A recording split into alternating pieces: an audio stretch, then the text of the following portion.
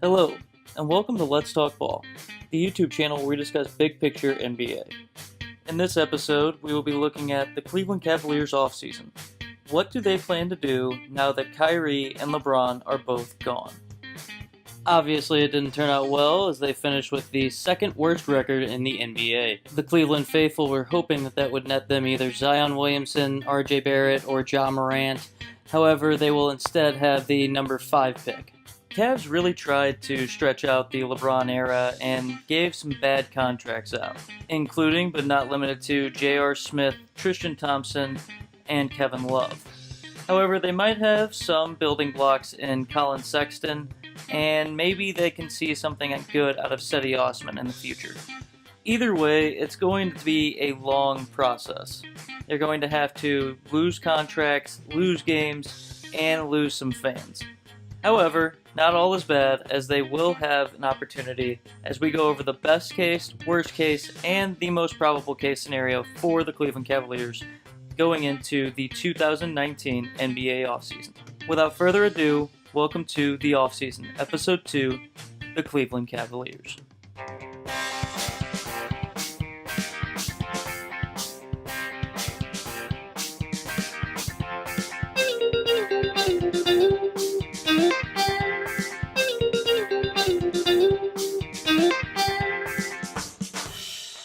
What is the best case scenario for the Cleveland Cavaliers this offseason?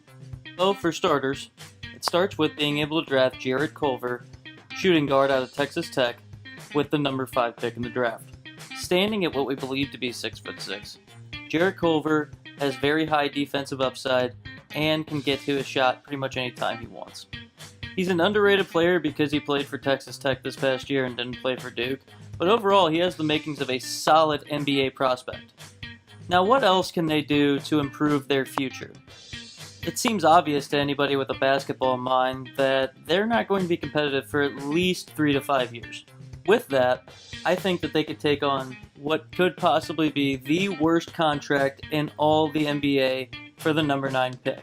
That's right, I'm talking about the Washington Wizards and John Wall. The trade would look like this. The Wizards send John Wall, the number 9 overall pick, and a future lottery-protected pick to the Cleveland Cavaliers. In return, the Cavs would send the number 29 overall pick and Kevin Love and Jordan Clarkson to the Washington Wizards. The Cleveland Cavaliers would receive Sekou Doumbé, who is a combo forward out of France, with the number 9 pick. They would also get John Wall and a lottery-protected 2020 draft pick. Gives the Wizards Bradley Beal and Kevin Love and Jordan Clarkson running the point going forward into this offseason. In the Eastern Conference, where we could see Kawhi go to the West and we could see Kyrie go to New York, this could open up a lot of things for the Wizards. But enough about them, this is the Cavaliers episode. What else can the Cavs do to go forward in the future?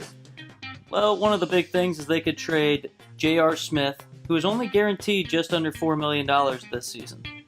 However, his cap hit is around $14-15 million. There's a lot of money to be saved by releasing him, and a lot of teams will value that cap space going into a gigantic free agency this offseason.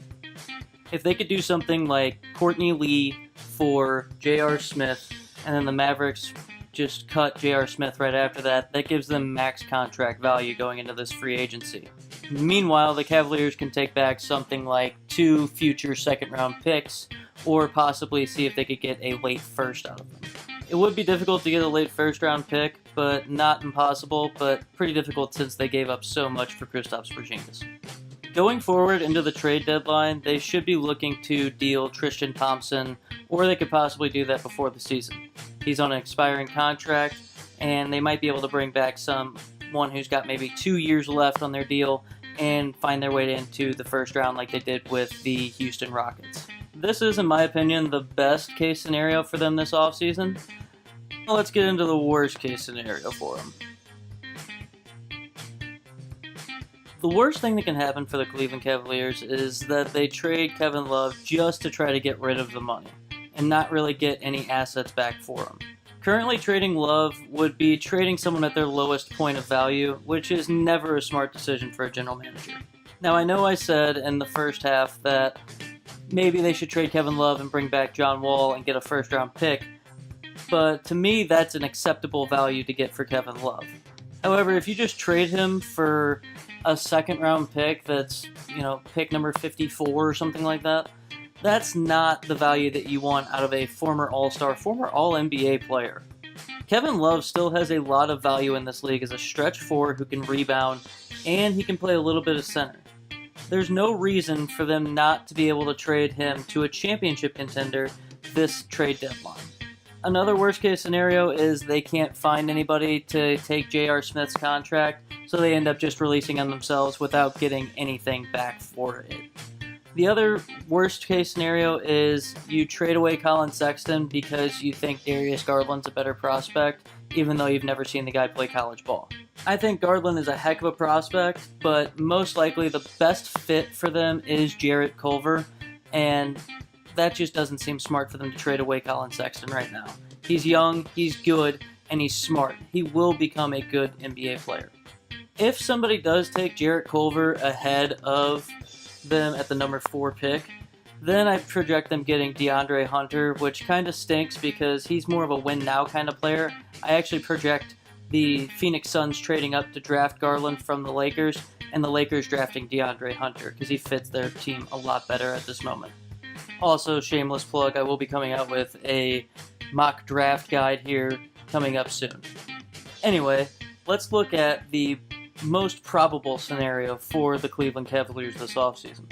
Most likely, I still see them taking Jarrett Culver at number 5, but I also don't think they're going to be able to trade Kevin Love. I think Kobe Altman sees what I see, and that if he trades Kevin Love right now, he's going to be trading him at his lowest point, and he's not going to get that great of value.